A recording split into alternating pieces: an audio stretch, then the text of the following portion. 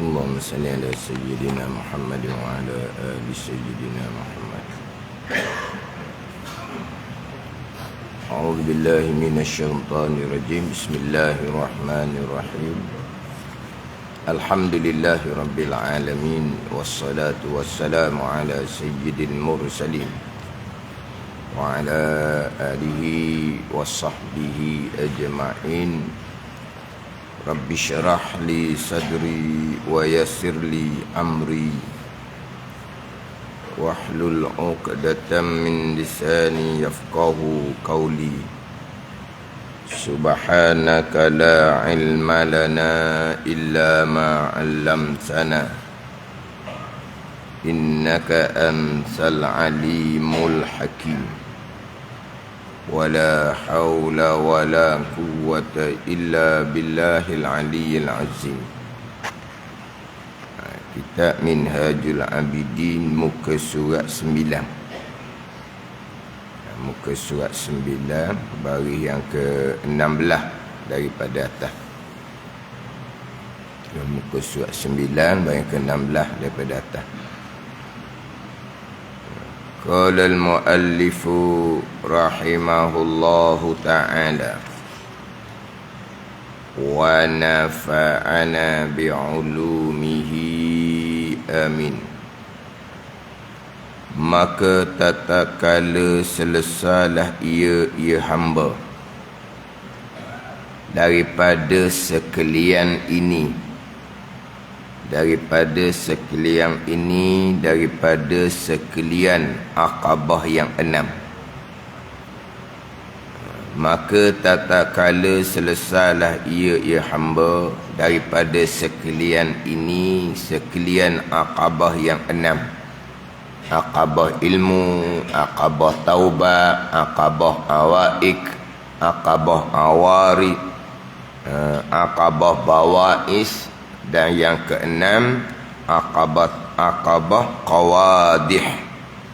Selesai ke-6 Aqabah, hasilah baginya bagi hamba, hasilah baginya bagi hamba ibadah seperti barang yang dituntut. Hasil ibadah seperti barang yang dituntut. Hasil ibadah dengan sebenarnya, dengan sebenar-benar ibadah, dengan sebenarnya, dengan sebenar ibadah, dan sejahteralah dan selamatlah ia ibadah daripada tiap-tiap kebinasaan. Sejahteralah ia ibadah daripada tiap-tiap kebinasaan yang ada pada ke-6 Aqabah. Selesai Aqabah ilmu, selesai Aqabah taubah, awaik, awari, bawais, qawadih. 6 Aqabah selesai, maka dapatlah mengerjakan ibadah seperti barang yang dituntut oleh Allah Subhanahu wa ta'ala. Hasil ibadah dengan sebenarnya, sebenar ibadah. Sebenarnya sebenar ibadah. Nak jadi ibadah dengan ilmu, barulah dipanggil ibadah. Kemudian ibadah yang sebenar-benar yang diterima oleh Allah akan selesai 6 Aqabah ni, barulah dapat melakukan ibadah yang sebenar-benarnya. Nak panggil ibadah, permulaannya ilmu. Tanpa ilmu tak panggil ibadah, awal-awal lagi dah. Dengan ilmu beribadah kepada Allah Subhanahu wa ta'ala. Contohnya lah, dapat mengerjakan amal-amal yang sunat, tetapi tanpa taubah. Aqabah yang kedua, itu bukan ibadah yang sebenar-benarnya. Sebab amal sunat tanpa bertaubah yang wajib ijma' ulama tidak akan diterima oleh Allah Subhanahu wa ta'ala. Jadi dengan ilmu dipanggil ibadah, tapi tanpa taubah itu bukan ibadah yang sebenar-benarnya. Jadi nak dapat ibadah yang sebenar-benar selesai 6 aqabah dalam kitab Minhajul Abidin, dan sejahteralah ia ibadah daripada tiap-tiap kebinasaan. Sejahtera ibadah dari tiap-tiap kebinasaan. Dalam kita buat ibadah ni banyak pula kebinasaan. Ketika bicara hak awaik, perkara yang menyekat ibadah dengan manusia, dengan dunia, dengan syaitan, dengan nafsu kita sendiri, dengan nafsu kita sendiri. Bicara bab nafsu termasuk bicara bab hati. Itu maksudnya bicara nafsu. Bicara bab hati, timbul hati yang hasad, timbul hati yang takabur. Itu semua yang membinasakan ibadah. Hak bicara bab nafsu. Tapi ibadah yang sebenar dengan ilmu, ibadah yang sebenar dengan akidah ahli sunnah wal jamaah, dengan ilmu akidah yang sempurna, ibadah yang sebenar, pekohnya comel, semayangnya dengan ilmu, baca Qurannya dengan ilmu, itu ibadah. Tapi kalau disertakan dengan hasad, disertakan dengan takabur, binasa ibadah kita, terbatal pahala ibadah kita. Ibadahlah. Sebab kita sembahyang dengan ilmu tauhid, ilmu pekoh. Kita membaca Al-Quran dengan ilmu, serta kita membaca Al-Quran tu berserta dengan akidah. Serta kita membaca Al-Quran, sembahyang kita, tiang agama kita dengan ilmu. Oh, dia panggil ibadah membaca Al-Quran. Membaca Al-Quran dengan belajar, bukan baca reka sendiri. Kemudian baca Quran tu comel, yang pertama-tama akidah betul dulu.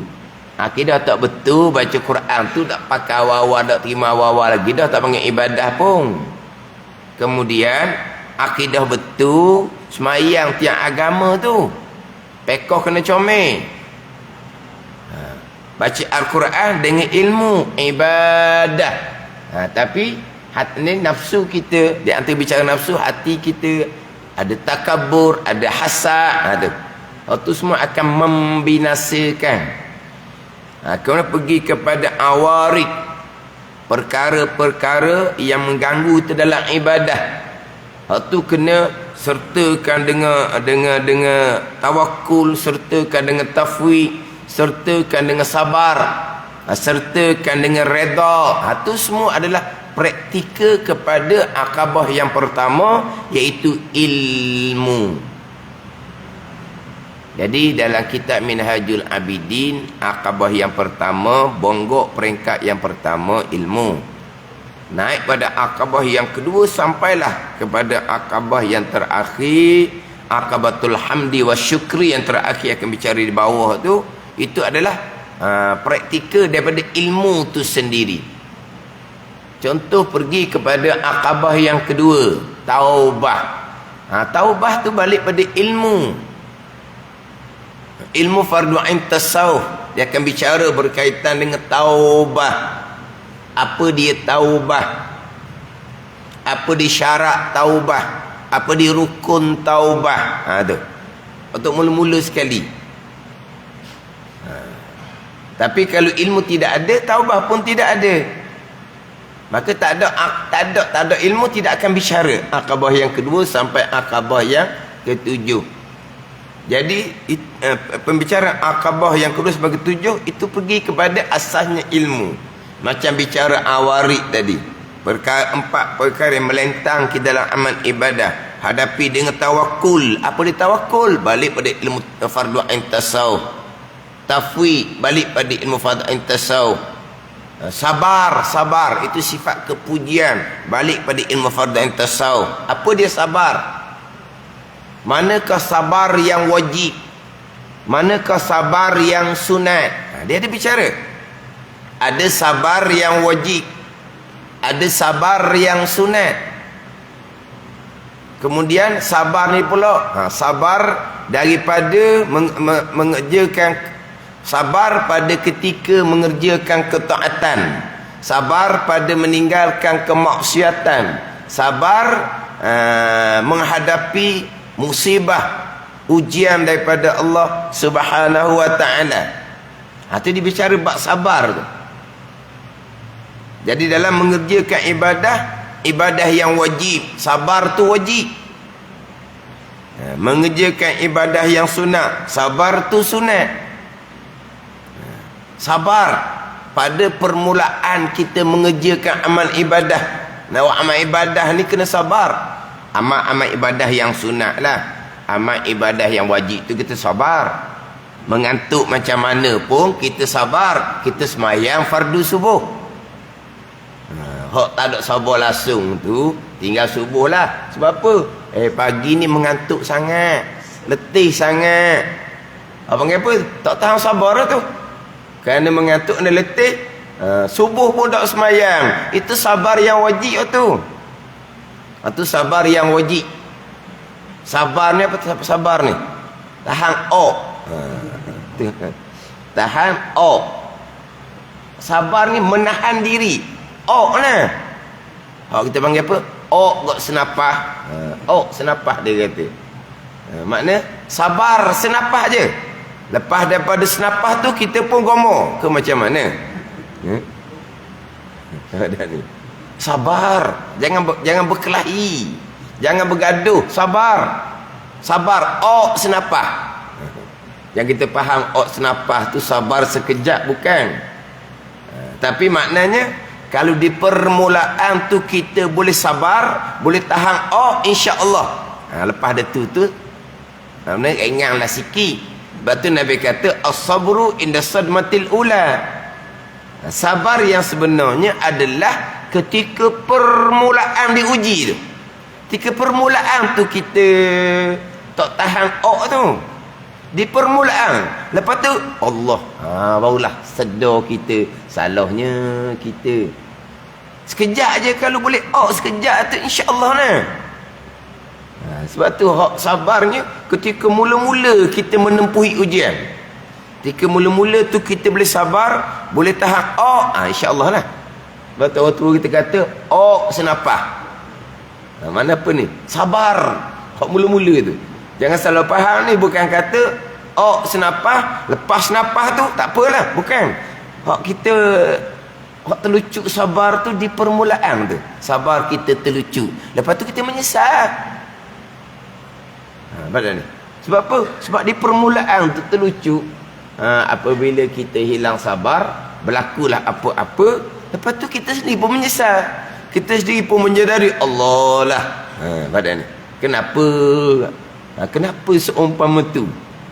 Sebab apa? Sebab hilang kontrol.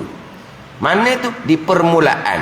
Jadi kalau di permulaan tu boleh sabar, insya-Allah lah. Lepas ada tu okey, gitulah. Yang dah ni. Jadi sabar yang wajib. Sabar yang sunat. Sabar daripada mengerjakan amal-amal yang sunat. Sabar pada nak mengerjakan. Sabar dalam mengerjakan. Sabar, tenang. Jangan gopoh-gopoh. Jangan lorak-lorak lah kita kata. Jangan gopoh-gopoh. Sabar. Kemudian kita alhamdulillah buat amal kita selesai beres. Sabar. Jangan duk cerita kat orang kat amal kita tu. Sabar. Jadi kadang-kadang kita mari di hati nak bercerita. Sebab kita sabar daripada tidur malam, kita bangun untuk mengerjakan amal sunat. Itu sabar yang sunat. Itu sabar yang sunat. Sabar untuk bangun malam mengerjakan amal yang sunat. Ni kadang tak tahan sabar, mengantuk. Hak boleh tahan sabarnya, hak bangun malam ni tengok bola. Tengok bola tu go. Mengantuk tak? Mengantuk, tapi sabar. Faham tak ni? Tak sabar daripada mengantuk tu, tak tahan juga. Dia carilah kopi ke apa? Kopi kau. Cari kopi sebab apa tu? Sebab nak sabar, nak tahan mata, sebab nak tengok bola. Ke mana? Orang tengok bola ni tak mengantuk ke? Tak mengantuk. Oh, bila minat tak mengantuk lah. Ya, dia orang semangat ni, tak tengok bola, semangat. Bola main je, tidur lalu dah. Kata dak pada lelah kata. Dak pada lelah lah, tunggu punya tunggu. Bola pun mula, orang pun sepak bola, dia pun tidur. Tu tak tahu sabar tu. Jadi sabar untuk bangun malam. Sebab apa? Nak buat amal ibadah sunat, itu sabar yang sunat. Tak tahan sabar, tarik selimut. Dan lepas kita boleh buat amal sunat, kita sabar tadi, sabar pula daripada bercerita-cerita dengan amal ibadah yang kita lakukan. Jangan sum'ah lah pula. Tu kena sabar. Tu kalau bicara bab fardu ain, kita nak buat tu kena sabar. Amal sunat ni, amal wajib memang kita sabar. Amal sunat, jadi hak wajib contohnya sabar pada belajar. Tu sabar yang wajib. Sabar kita belajar ilmu tauhid, ada kesukaran untuk kita memahami, sabar. Kita belajar ilmu fiqh, kadang-kadang sukar untuk kita mengikuti, sabar. Itu sabar yang wajib. Sabar dalam belajar ilmu fardu ain itu sabar yang wajib. Sabar pada belajar ilmu fardu ain tasawuf, satu-satu bicara sifat hati, itu sabar yang wajib. Lihat ni, hak sabar yang wajib pada amal, sabar pada sembahyang waktu, itu memanglah. Sabar pada puasa Ramadan, sabarlah, lapar tu, tapi kita sabar. Dan itu sabar yang wajib. Ini sabar yang sunat ni. Sabar tu pada wa'amal, ketika wa'amal, sudah wa'amal pun kena sabar. Jangan cerita amal kita kepada seseorang. Ni kadang-kadang pergi depan orang buat menguak je. Macam mana, kenapa nampak mengantuk? Dia pun nak ceritalah, saya semalam ni. Hilang sabar dia panggil. Tu bicara hak bab awarik itu, kena tawakul, kena tafwid, kena sabar, kena redha, itu semua balik kepada ilmu belaka. Pergi kepada bawais, khauf dan rajah, itu pun balik kepada ilmu. Atau sekarang kita Minhajul Abidin ni, dia sangat panjang bicara bab khauf dan rajah. Itu di antara ilmu yang wajib fardu ain ke atas kita. Kena himpun antara khauf dan rajah. Itu balik pada ilmu. Kemudian yang terakhir kita bicara berkaitan dengan aqabatul aqabatul qawadih. Perkara-perkara yang mencedera, yang membinasakan pahala amal ibadah kita. Riak dan ujub. Riak dan ujub, itu pun dengan ilmu. Riak apa dia, ujub apa dia. Nak memutuskan riak dengan ikhlas, nak memutuskan ujub dengan sentiasa mengingati kelebihan yang ada pada diri adalah datang daripada Allah Subhanahu wa ta'ala. Tapi apa dia riak, balik pada ilmu. Sebaliknya apa dia ikhlas, balik kepada ilmu. Riak ada beberapa peringkat. Riak yang paling besar itu munafik. Itu riak yang paling besar. Orang munafik, dia menunjukkan keislaman tetapi menyembunyikan kekafiran. Itu riak tu. Adapun riak orang yang beriman, dia menunjuk amal-amal ibadah zahir tetapi menyembunyikan hati, bukan kerana Allah. Wa amal zahir itu perintah Allah. Wa amal zahir itu perintah Allah, tapi hatinya tidak kerana Allah. Itu riak orang yang beriman. Tapi riak yang paling besar orang munafik, itu orang kafir. Apa riak dianya? Menunjukkan, menzahirkan keislaman tetapi menyembunyikan kekafiran. Tu bicara orang kafir tu pada ni.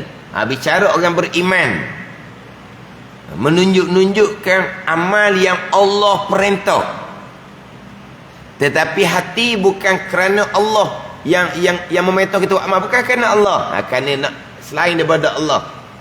Kerana nak dapat keduniaan, manfaat dunia. Badak ni. Kena faham pula. Riak-riak ni pula. Apa-apa peringkat riak. Riak pada amal yang wajib, riak pada amal yang sunat. Itu semua ilmu fardu ain belaka. Balik pada keikhlasan. Ikhlas ada berapa peringkat. Wa amal semata-mata kerana Allah, bukan kerana yang lain. Tapi kita buat amal kerana yang lain. Kita buat amal kerana nak syurga. Adakah dipanggil kerana Allah? Kita nak syurga. Adakah itu dipanggil kerana Allah? Kerana makhluk Allah. Sebab syurga tu makhluk, bukan kerana Allah. Tapi nisbah syariahnya ijma' ulama, ikhlas dah seumpama tu.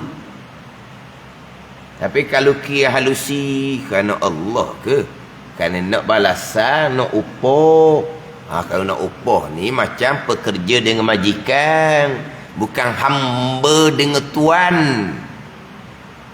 Kita kata kita hamba Allah. Allah Rabbil Alamin. Allah Tuan Rabbil Alamin. Kita hamba Allah. Kita kata macam mana? Kita pekerja, majikan kita Allah. Maka kita buat ibadah sebab kita nak upah daripada majikan, iaitu Allah Ta'ala. Gitu tak? Tak, kita kata kita hamba Allah Tuan. Kalau kita hamba, kenapa nak upah? Semata-mata nak redha daripada Tuan kita. Nak dapat redha daripada Tuan kita. Itu baru hamba. Biar Tuan tu redha, Tuan tu suka, Tuan tu kasih kepada kita sebagai hamba yang lemah, hamba yang hina. Itu baru panggil hamba dengan Tuan. Tiba-tiba kita buat ibadah berjemaah. Kenapa? 27 darjah. Ni upah mahal ni. Ramadan kan? Gandaan. Upah mahal ni. Tengok. Kalau hari lain kerja, gaji sama je. Kerja hari cuti, gaji akan lebih. Kita pun hari cuti pun kita kerja. Sebab apa? Gaji lebih. Kita dengan majikan. Ramadan kita buat ibadah bersungguh-sungguh kerana gaji lebih. Itu dipanggil hamba dengan Tuan. Itu pekerja dengan majikan. Kalau kira halusi. Tapi itu nisbah syariah ikhlas. Ikhlas tu. Bicara bab ketinggian, kesyirikan seumpama tu. Tapi itu bukan syirik syariah. Kena faham molek. Nak hilang syirik, pembicaraan di hati selain Allah tu Allah fanatkan sampai makam aulia. Itu bicara lain. Itu kurniaan Allah Subhanahu wa ta'ala. Nanti dia akan bicara segelintir yang dipilih oleh Allah. Nanti selepas Aqabah yang ke-7, Imam Ghazali mengatakan segelintir yang dipilih oleh Allah. Tidak ada di basirah, di mata hati, melainkan Allah. Pahala tak ada di hati dia, syurga tak ada di hati dia. Di hati hanya ada Allah Subhanahu wa ta'ala. Ni tak boleh lakung ni. Ni tak boleh lakung. Ini ikhlas peringkat muhibbin, ikhlas peringkat muwahhidin. Ini ikhlas peringkat awliya. Ini sebab kita ikhlas ni bercampur dengan nak pahala, nak syurga, nak balasan. Dia panggil masih lagi mensyirikkan Allah dengan selain daripada Allah, menyekutukan dengan makhluk Allah, pahala, syurga. Dia panggil menyekutukan. Itu bicara bab maqam, bicara bab sir, batin bagi hati. Kita bicara bab syirik syariah. Mana syirik kecil, neraka Allah, riak. Itu bicara tu kitanya. Tu pun tak lepas-lepas kitanya. Ada ni. Jadi kena bicara pula ikhlas tu. Ikhlas kedudukan dia macam mana. Yang mana terkadang kita buat amal ibadah Hak ni hak ikhlas peringkat pertengahan untuk dapat manfaat akhirah. Untuk dapat manfaat akhirah. Sebab riya untuk manfaat dunia. Ikhlas untuk manfaat akhirah. Itu ikhlas peringkat pertengahan. Bukan manfaat akhirah. Ikhlas semata-mata redha Allah. Tu hak ikhlas tinggi. Tapi riya manfaat dunia. Jadi ikhlas kita letak buat amal ibadah kerana nak manfaat akhirah. Tapi itu ikhlas yang pertengahan. Macam mana kalau orang buat amal ibadah untuk dapat manfaat dunia? Contohnya, dia bayar zakat. Kenapa bayar zakat? Untuk supaya harta-harta tu, harta-harta yang lain selamat. Itu nampak macam nak dapat manfaat dunia tu. Dia bayar zakat. Bukan kerana nak pahala sangat. Bukan kerana kihah syurga. Dia nak selamat harta-harta yang lain. Kalau zakat tak bayar, tak selamat harta yang lain. Dia pun bayar zakat untuk dapat selamat harta. Itu dunia. Itu ikhlas lagi. Ikhlas yang paling rendah. Dia mayam duha. Dia baca surah Waqiah kerana nak murah rezeki. Bukan duniawi dia panggil tu. Supaya sunat duha untuk supaya murah rezeki. Itu bukan panggil manfaat duniawi. Manfaat duniawi itu masih lagi ikhlas, tapi peringkat yang paling rendah. Itu kena balik pada ilmu belaka tu. Itu semua ilmu fardu ain. Jadi hak akabah kawadih dengan riyaknya, dengan ujuknya, balik kepada ilmu, macam mana ikhlasnya, macam mana sentiasa mengingati akan kelebihan yang ada pada diri, yang kita bilang besar, yang kita bilang lebih, ianya adalah datang daripada Allah Subhanahu wa taala. Itu semua balik pada ilmu fardu ain belaka. Jadi bicara bab akabah yang kedua sampai kepada akabah yang ketujuh adalah balik kepada akabah yang pertama, ilmu. Baru dipanggil ibadah. Dengan ilmu panggil ibadah. Tapi ibadah yang sebenar-benarnya macam mana? Ibadah yang sejahtera daripada perkara-perkara yang membatalkan pala ibadah. Ada ni. Nak hak beribadah dengan ilmu. Tapi nak dapat ibadah yang sebenar-benar tu. Satu peringkat tu. Selesai 6 akabah. Dan kita Minhajul Abidin. Ini ibadah jalanan Imam Ghazali rahimahullah. Ni sebut ibadah banyak amat-amat ibadah yang sunat, tapi ilmu dikesampingkan. Itu bukan jalanan Imam Ghazali. Tauhid pun cuka cemaking, bab semayang pun dah lepas mana, bab tasawuf doain pun tak lepas ke mana. Bicara buat amal ibadah, amal-amal yang sunat, zikir, tarekah, cari guru-guru yang mursyid untuk bertarekah zaman sekarang. Cari guru mursyid zaman sekarang untuk bertarekah. Mana guru mursyid? Siapa guru mursyid?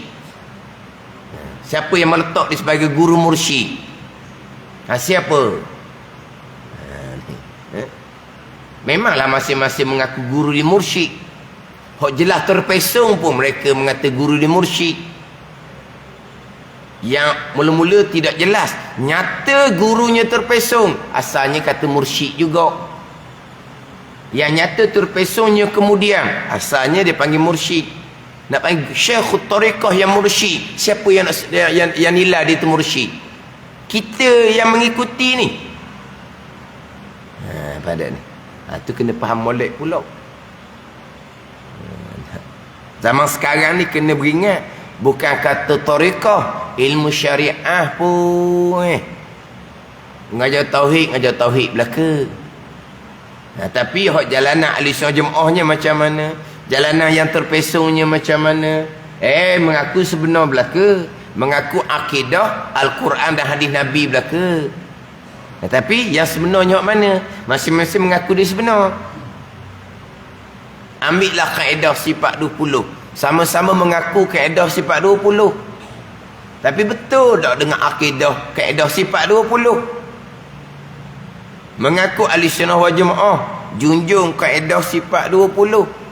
Tapi berlaku bagai-bagai perkara yang sangat menimbulkan fitnah kepada jalanan ahli sunnah wal jamaah.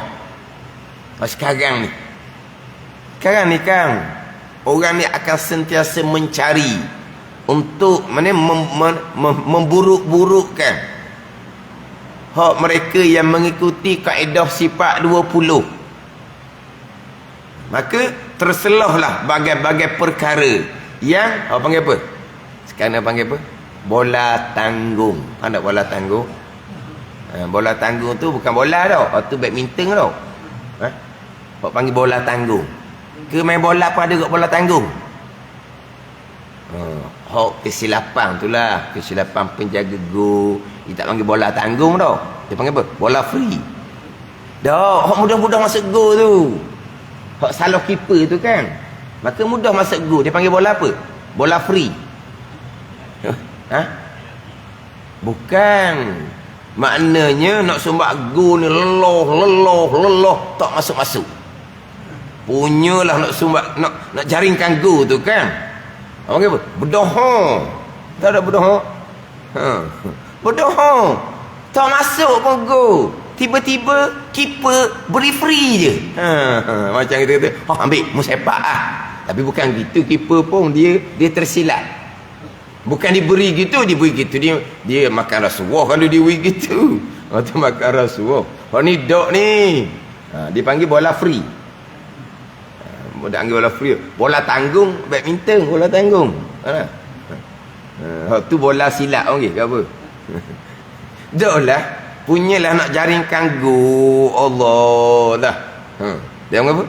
Serangan yang bertubi-tubi ke apa kan? Dia panggil serangan yang bertalu-talu ke apa? Tapi tak masuk. Kena tiang, kena palang. Kena tiang, kena palang. Dia sepatutnya main bola ni kena tiang, kena palang tu letaklah gol 1/2, setengah gol orang panggil. Tak gol juga.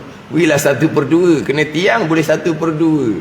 Dah nak dia kena tiang tu masuk dah tu. Ya, kena tiang tu masuk dah sikit je lagi. Jangan. Di bola tanggung ni badminton biasa. Kita mengaku ahli sunnah wal jamaah kadang-kadang melakukan perkara yang bola tanggung yang merosakkan jalanan ahli sunnah wal jamaah kaedah sifat 20. So apa jadi gini? Ini bukan orang yang jalanan kaedah sifat 20 yang sebenar. Jadi bab syariat pun kita kira mudah pun hak mengaku sebenar, hak guru mursyid. Jalanan tidak sebenar, guru bukan guru mursyid, guru yang terpesong. Macam mana kita nak pastikan inilah syekhut tariqah yang mursyid? Siapa yang nak letak di mursyid? Akhir ini satu guru mursyid. Kemudian kena tawakuf ni. Tidak. Hak ni pula akhirnya tidak. Ni. Akhir zaman syariat pun tak lepas. Bab syariat, bab ilmu pegangan. Tambah sekarang ni. Sekarang ni bab pegangan. Macam-macam timbul sekarang ni. Dalam FB macam-macam. Orang pun kadang-kadang dia jumpa terpesong je di atas saya. Ni ustaz tengok ni. Jangan. Hak terpesong tu ranking tinggi belaka. Yang mengaku ahli sunnah wal jamaah belaka. Yang terkadang junjung kaedah sifat 20 juga. Tapi berpegang dengan akidah yang terpesong. Ni kita nak nilai bab syariat ni, bab ilmu syariat, bukan bab tariqah, bab apa, bab syariat pun. Jadi diangkat sebagai tokoh pejuang kaedah sifat 20. Tiba-tiba berpegang dengan akidah yang terpesong, jelas-jelas, nyata-nyata. Ini sekarang bab ilmu ni ujian akhir zaman. Walhal bab akidah hak paling simple, hak paling mudah, di satu jalan sahaja. Satu jalan sahaja. Tapi nak memastikan bahawa jalanan kita tu akidah kita tu akidah yang sebenar, akidah ahli sunnah wal jamaah tu. Hak jabariyah lah, hak qadariyah lah. Hak lebih sesat daripada qadariyah, hak lebih sesat daripada mu'tazilah. Ni bagai-bagai sekarang ni aliran-aliran agama. Hak golongan yang anti sifat 20 tu satu hal lah. Tu satu hal. Mereka jelas akidah mereka akidah yang terpesong. Hak mengaku kaedah sifat 20 tu. Hak mengaku kaedah sifat 20. Adakah mereka betul-betul mengikuti jalanan kaedah sifat 20? Tapi mereka ada guru mereka. Mereka ada kitab kaedah sifat 20. Tapi sebenar ke tak sebenar? Tu kata bab syariat pun tukar kita sekarang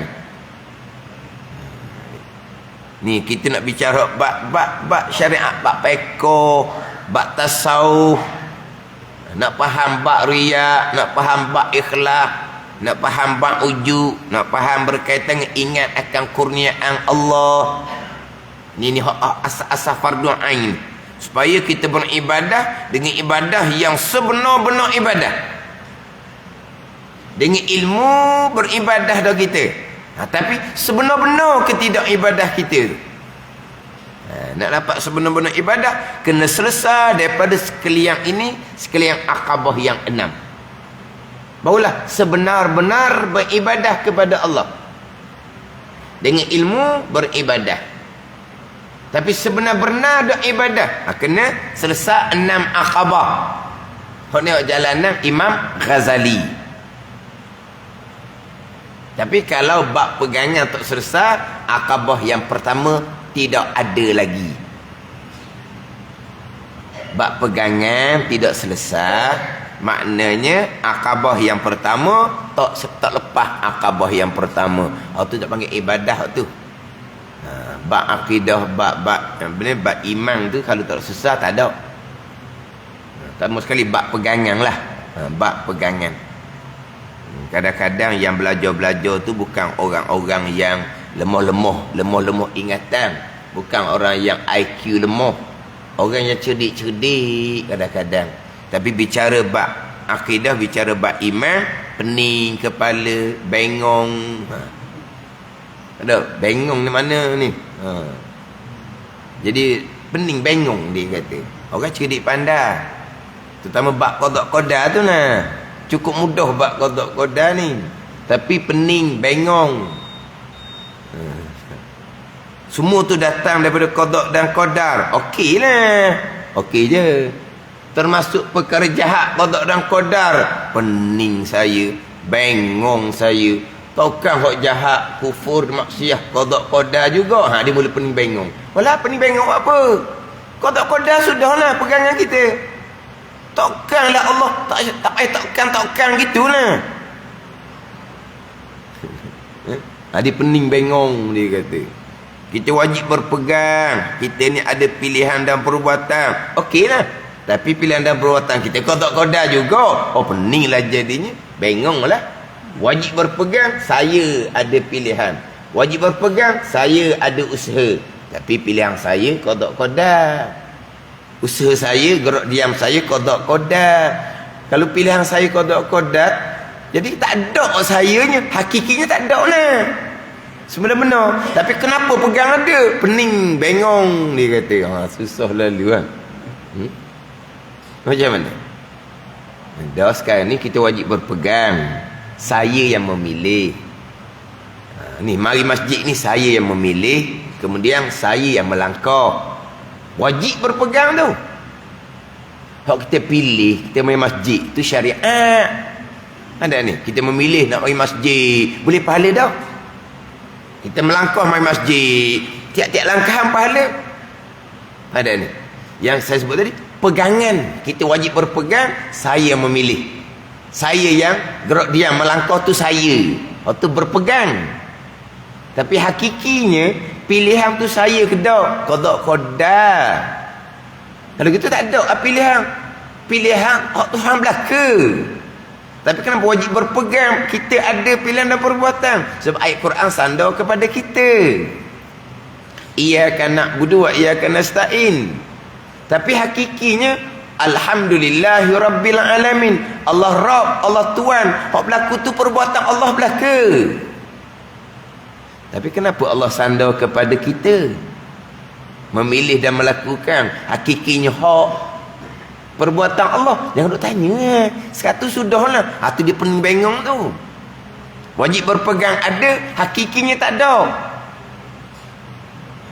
Wajib berpegang ada pilihan dan perbuatan. Pilihan dan perbuatan hak kita sungguh-sungguh. Tu qadariyah. Pada ni. Ni sekarang ni hak banyak ni. Pilihan dan perbuatan kita mutlak. Hak kita sungguh. Bukan qada qada. Tapi berhasil perbuatan barulah qada qada. Ni. Ada golongan yang seumpama ni sekarang. Bukan ahli sunnah wal jamaah. Ada banyak sekarang ni seumpama ni. Mana pilihan kita mutlak. Perbuatan usaha kita mutlak. Cuma tak bagi bekas. Bagi bekas di ujung barulah perbuatan Allah. Maka tu lucu Allah sebagai Rabbil Alamin. Tuang apa seumpama tu. Jadi nak letak molek tu. Dengan akidah ahli sunnah wal jamaah pada masa sekarang. Hak ni lah nak kena kemah molek. Kena atur molek ni. Bukan kata nak kemah nak atur pengajaran sekarang ni. Berat lagi timbul pengajaran yang sebaliknya yang makan. Makan di akal. Logik di akal lah. Perkara jahat bukan Allah yang tetapkan. Allah hanya mengetahui. Perkara kufur maksiat takkanlah tak munasabah datang daripada qada dan qadar. Kan sini masuk ni kan. Jadi mudah orang terima. Kita wajib berpegang ada ikhtiar dan usaha kan. Maka ikhtiar usaha tu mutlak hak kita. Bukan Tuhan. Maka makan di sini, masuk di sini. Hak bawa seumpama tu.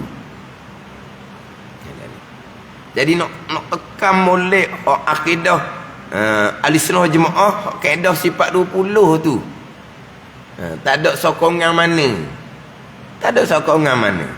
Kalau bicara pun bicara rekah, terkadang tidak bertepatan pun dengan kaedah ahli sunnah, dengan akidah ahli sunnah wal jamaah. Hak kaedah sifat 20. Gimana? Jadi kalau situ tak lepas, akabah yang pertama dalam kitab Minhaj tak ada lagi. Maka tak ada lah. Akabah yang kedua sampai yang keenam, nanti akabah yang ketujuh tak ada.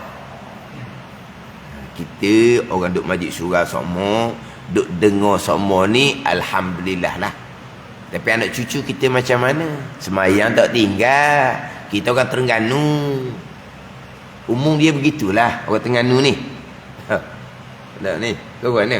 Orang Terengganu kan, Darul Iman. Jadi bab semayang tu alhamdulillah secara umum. Bab akidah anak cucu kita macam mana? Anak cucu kita banyak tengok FB daripada orang-orang yang glamour. Hak biasa-biasa tu orang tak minat. Orang minat hak nama-nama tu, hak pandai bercerita apa, minat seumpama tu. Tapi akidah yang diajar betul ke tidak? Kita orang tua ni kita duk ngaji sijil surah je. Anak cucu kita tu nak mari masjid surau, mereka kekangan masa, mereka duduk bandar besar, nak ke mana-mana tu kau habis masa tengah jalan je. Kita duduk Terengganu ni tu tak ada jam, tak ada apa, kita mudah je nak pergi masjid surau pun mudah je. Anak cucu duduk bandar-bandar besar tu, rajinlah ke masjid surau. Di masjid surau yang nak kita pergi tu adalah kuliah fardu ain ke tidak, fardu ain tauhid, fardu ain fiqh, fardu ain tasawuf. Ngajar kitab tauhid kaedah sifat 20 ke tidak, kaedah sifat 20 guru yang mursyid ke tidak. Ni banyak perkara. Macam sebut tadilah, junjung kaedah sifat 20, diangkat sebagai pejuang kaedah sifat 20, tokoh bagi kaedah sifat 20, tapi pengajarannya bukan pengajaran yang sebenar mengikut kaedah sifat 20, bukan akidah ahli sunnah jemaah pun ada yang seumpama tu. Ni bagian-bagian anak keluarga, anak cucu tu bekalan kita. Kalau tidak ada hak akidah, tak ada ibadah, tak ada amal ibadah, kita mak ayah tok nenek tidak akan dapat pahala daripada anak cucu kita. Walaupun anak cucu kita semayang tak pernah tinggal, puasa tak pernah tinggal, akhlaknya baik, taat pada ibu bapa, bersopan dengan ibu bapa, berjuru, berjaya kehidupan dunia. Banyak infak. Mudah-mudah je. Kalau kita kata ni ada madrasah-madrasah nak perlu pada bantuan, segera mereka hantar duit. Supaya infak. Maknanya pemurah. Mana zahirnya baik sangat-sangat. Tapi akidah macam mana?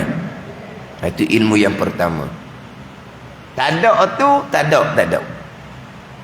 Nabi SAW bersabda, walau anfaqta misla Uhudin zahaban fi sabilillah. Nabi kata, jikalau engkau infakkan akan emas seumpama bukit Uhud.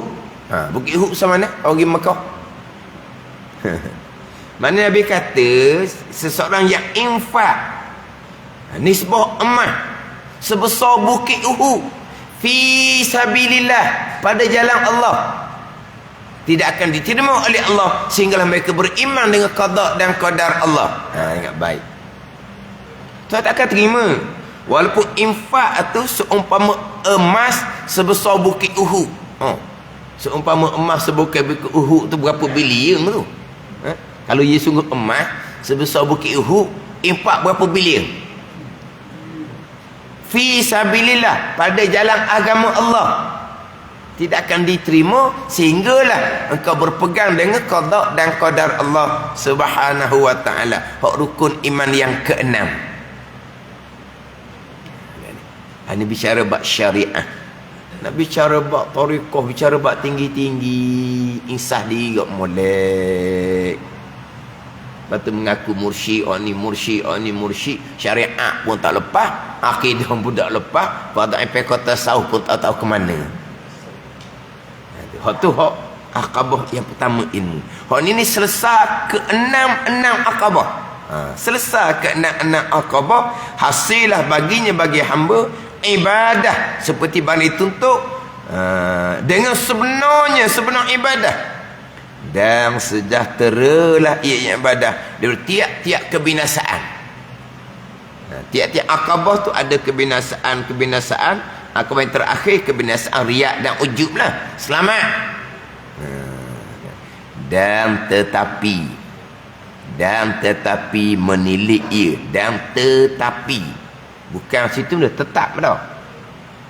Dan tetap, tetepa dah, tetap, bukan tetapi. Dia biasa kalau tetapi kita jawi lama,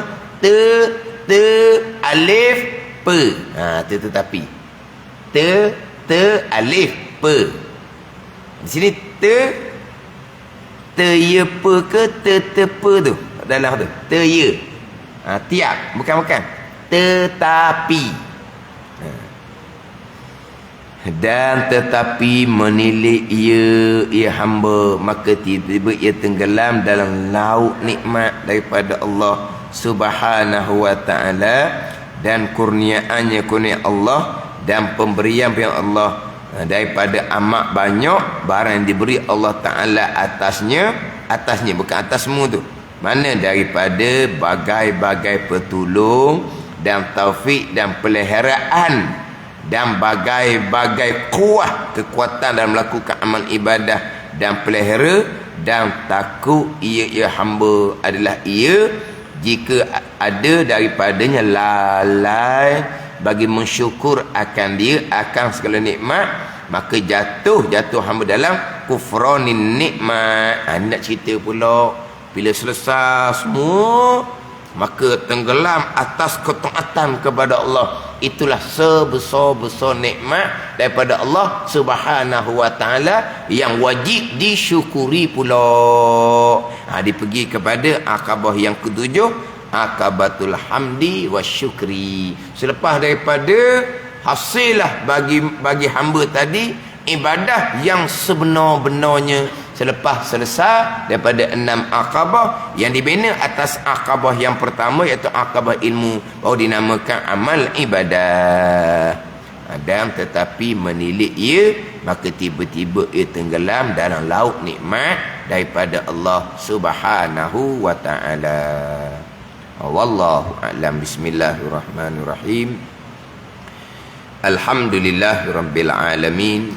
Wassalatu wassalamu ala sayyidin mursalin وعلى آله وصحبه أجمعين. اللهم افتح علينا فتوح العارفين.